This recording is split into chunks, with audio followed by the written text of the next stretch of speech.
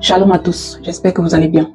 Après avoir suivi les vidéos de mes consoeurs sur la loi de l'accord, dans le vol des destinées, dans le vol d'étoiles, j'ai décidé de parler également de ce sujet.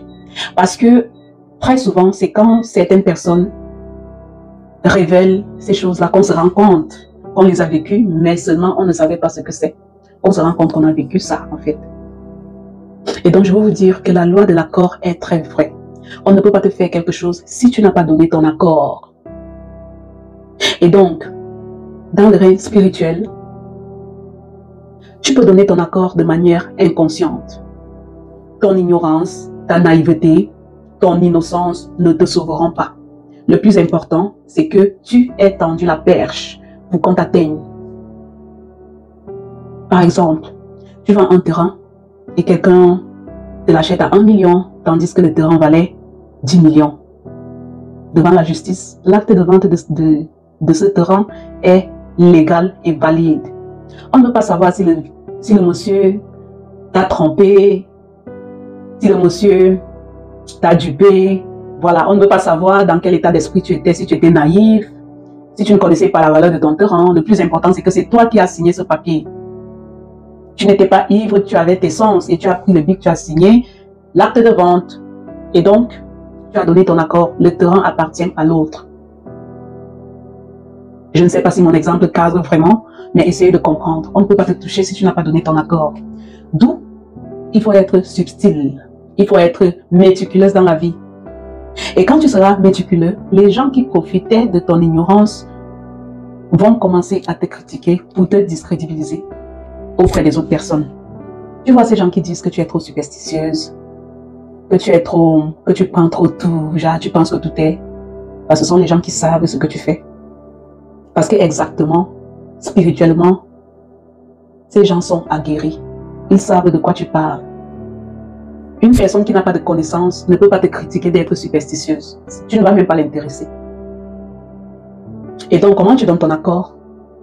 Comment tu donnes ton accord pour qu'on te touche?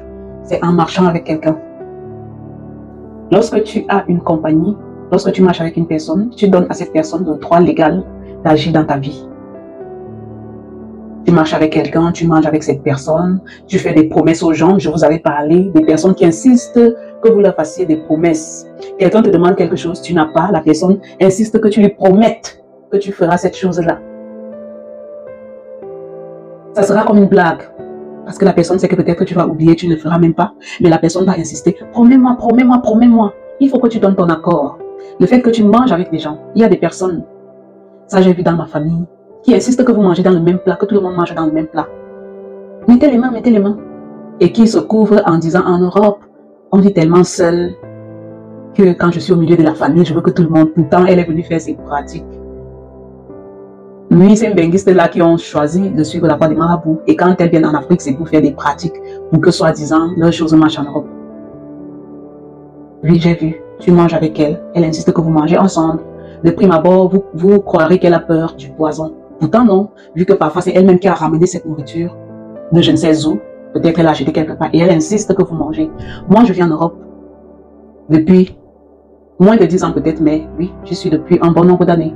Et je ne me vois pas en Afrique en train de vouloir que 5, 6, 7, 8 personnes mettent les mains dans mon assiette. Les enfants tous mélangés sous prétexte qu'en Europe, on vit dans la solitude et moi j'ai besoin de sentir ma famille. Faites attention. Parce que de façon subtile, vous signez des accords qui vont servir de pont pour qu'on vous atteigne.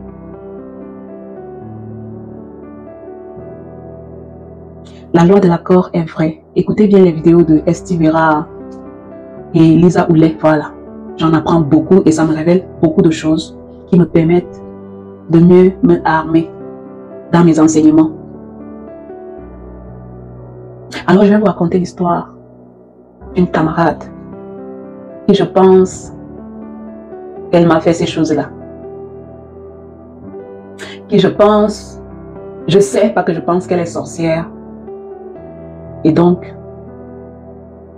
elle a voulu me toucher. Mais récemment, j'ai eu de ces nouvelles. La vie l'a tellement giflé que ça m'a fait rire. Parce que je me suis dit, oula, Seigneur, ma restauration vraiment a été faite et chacun a reçu son tribut. chacun a retrouvé qui il est, sa vraie nature. Les serviteurs sont redevenus des serviteurs et les princes sont redevenus des princes. Quand j'ai eu de ces nouvelles, je me suis dit oui, cette fille, elle avait voulu me toucher. Mais le fait aussi qu'on n'est pas parenté joue.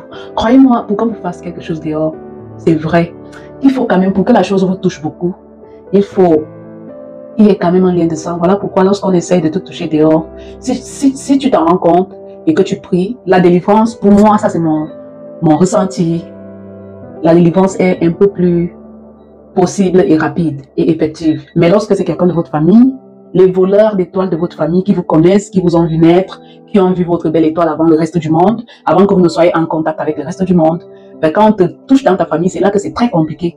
Mais croyez-moi, si c'est une amie et tout ça là,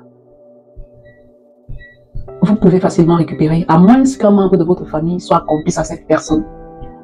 Mais si une personne s'aventure comme ça, à vouloir toucher l'enfant d'autrui, tout simplement parce qu'ils sont camarades, si tu es consciente et que tu sais voir les choses et que tu pries, la vie va gifler cette personne. La vie va renverser cette personne. Et elle va faire sa sorcellerie ailleurs. À tout à l'heure pour l'histoire de ma camarade sorcière qui voulait user d'un peu de mes grâces. Voilà.